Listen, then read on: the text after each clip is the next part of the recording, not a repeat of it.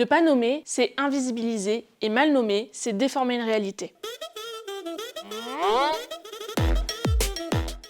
Les mots sont plus que des mots, ils sont notre façon de communiquer nos sentiments, nos attitudes, nos croyances, nos peurs, nos espoirs, nos rêves. Ils ont aussi le pouvoir de nommer une réalité, mettre du sens, blesser ou encore faire du bien.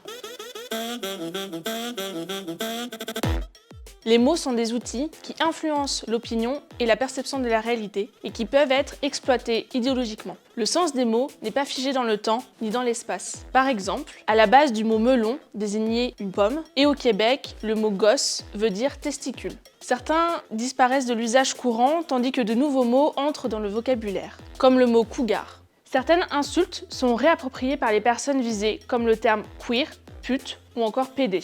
L'aspect fluctuant des mots crée un besoin de précaution et de recul. C'est notamment le cas des mots qui, sous l'influence de mouvements sociaux, sont remis en cause, comme le mot pédophile. On lui préfère maintenant le terme pédocriminel parce que la racine phile implique de l'amour alors que cet acte révèle de la domination et de la violence. Les personnes issues de la communauté LGBTQIA+, peuvent souffrir de l'usage d'un vocabulaire péjoratif, comme tapette, folle ou camionneuse, qui caricature les personnes selon des stéréotypes de genre. Employer ces termes, c'est véhiculer une image dégradante et dénigrante. Les mots sont en effet vecteurs de stéréotypes et d'insultes basés sur le genre, réel ou supposé, l'orientation sexuelle ou encore la classe sociale.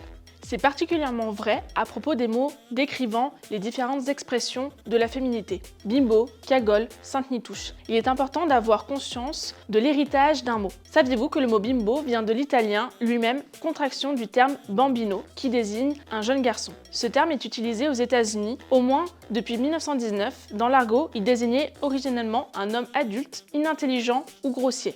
A l'inverse, découvrir des termes qui permettent de définir notre réalité ou notre identité peut être source de compréhension ou de libération.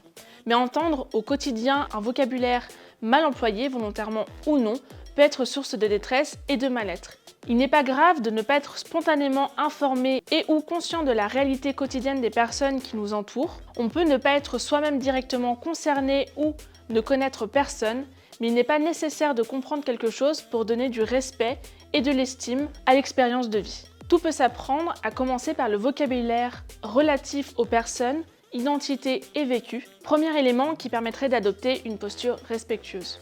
La façon dont nous nous exprimons est extrêmement importante. Chaque mot a une énergie, une force qui agit sur nous et notre environnement. C'est pourquoi il est important d'être conscient, consciente de l'impact de chaque parole sur nous et sur les autres.